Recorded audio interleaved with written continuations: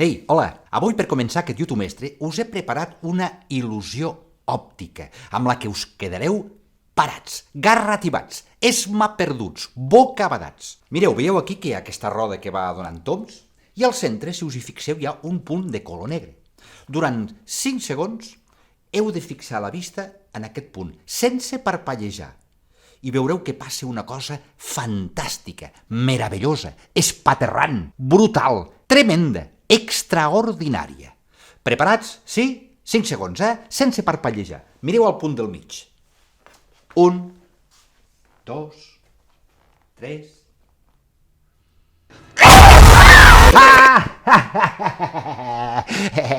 Ei, quin susto us he fumut, Ui, perdó, susto no està ben dit. Podem dir ensurt, esglai, espant, sobresalt... I per què ho he fet això? Vosaltres, que sou molt espavilats, ja haureu vist que he dit un reguitzell de paraules per dir el mateix. Ho he fet perquè avui anem a parlar dels sinònims. Espero que us agradi aquest YouTube Mestre perquè, a més, tinc la col·laboració de la Rosalia. Sí, sabeu aquella cantant? Doncs m'ha fet una cançó especial sobre els sinònims. Però això serà després. Primer explicarem què són els sinònims.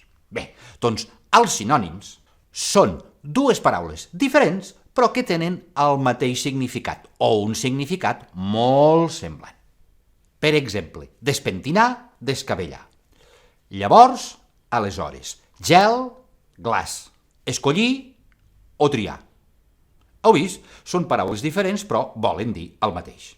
I per a què ens serveixen els sinònims? Doncs tenen diferents utilitats. Ens serveix per adaptar allò que volem dir a la situació comunicativa. Què és això de la situació comunicativa? Doncs que depèn d'en quin lloc estem i d'en qui estem parlant, ho farem d'una manera o d'una altra. Utilitzarem unes paraules o unes altres. No és el mateix comunicar-nos amb els companys a l'hora del pati mentre juguem a futbol o el que sigui, que a la classe quan parlem amb la senyoreta o amb el director i la directora.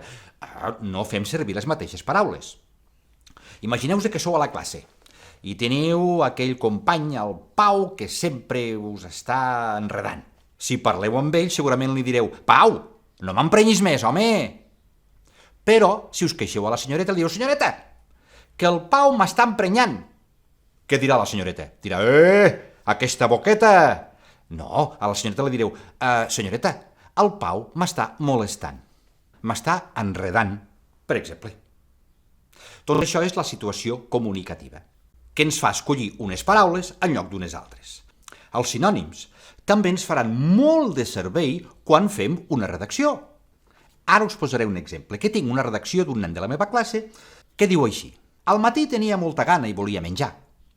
I a l'hora de dinar em vaig menjar uns macarrons.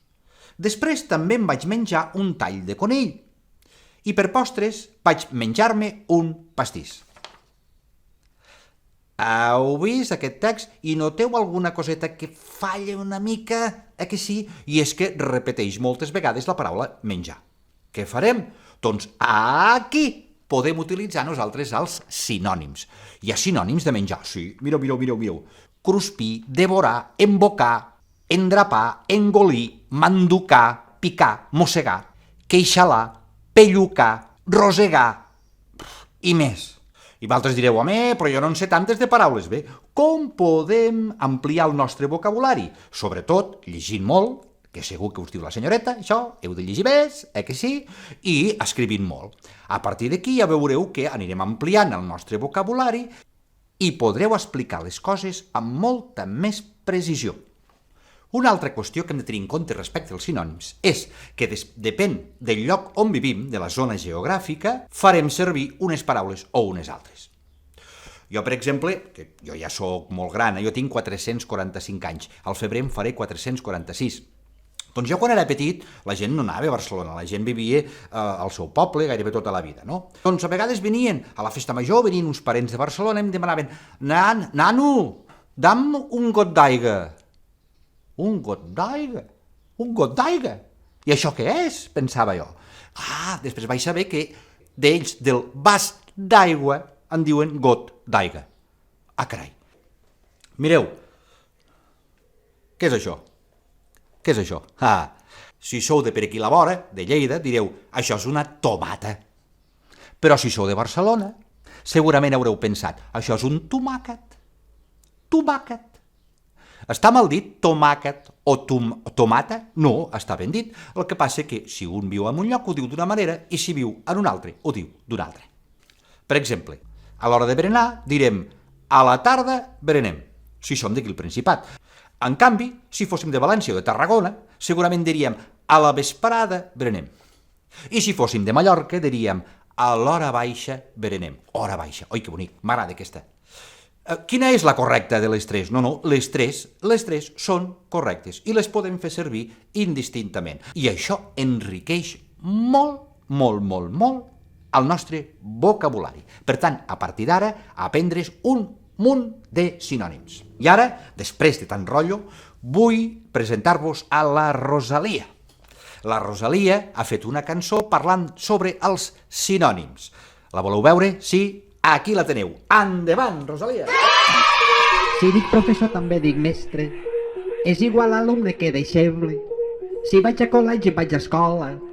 Si escric al quadern vull dir llibret. Estàs dient tot de paraules diferents. Són sinònims. Però que volen de sempre el mateix. Són sinònims. Fer servir sinònims si no es repeteix. Són sinònims. De paraules n'aprendràs un feix. Són sinònims. He de fer molts deures, que vol dir fer feina. Són sinònims. Ara anem al pati o a fer esbarjo. Són sinònims. He d'estudiar per un examen. Són sinònims. Però també controlen, diu la senyo. Són sinònims.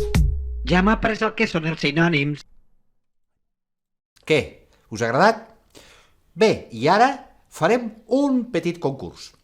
Jo us posaré unes paraules i vosaltres heu d'endevinar el sinònim d'aquesta paraula. Entre tots els que ho hàgiu endevinat, sortejaré una samarreta del YouTube Mestre.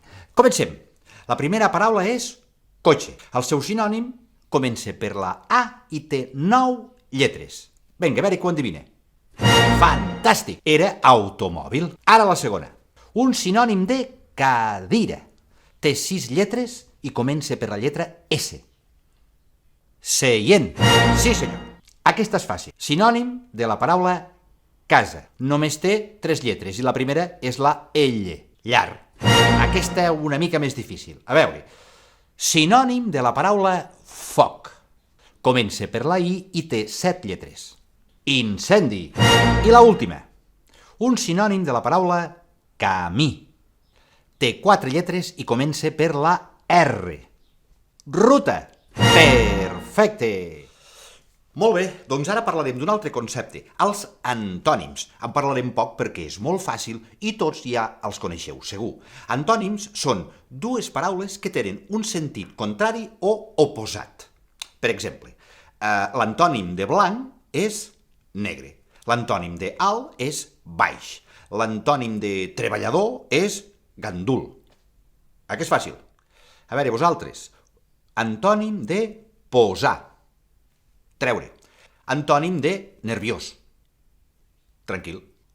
Antònim d'inici. Final. Molt bé, doncs hem arribat al final del YouTube Mestre d'avui. Fins una altra. Adeu, ciao, a reveure, goodbye. Fins una altra. Que vagi bé. Salutacions. Siau. Passi-ho bé. Ens veiem. Au, i en tot.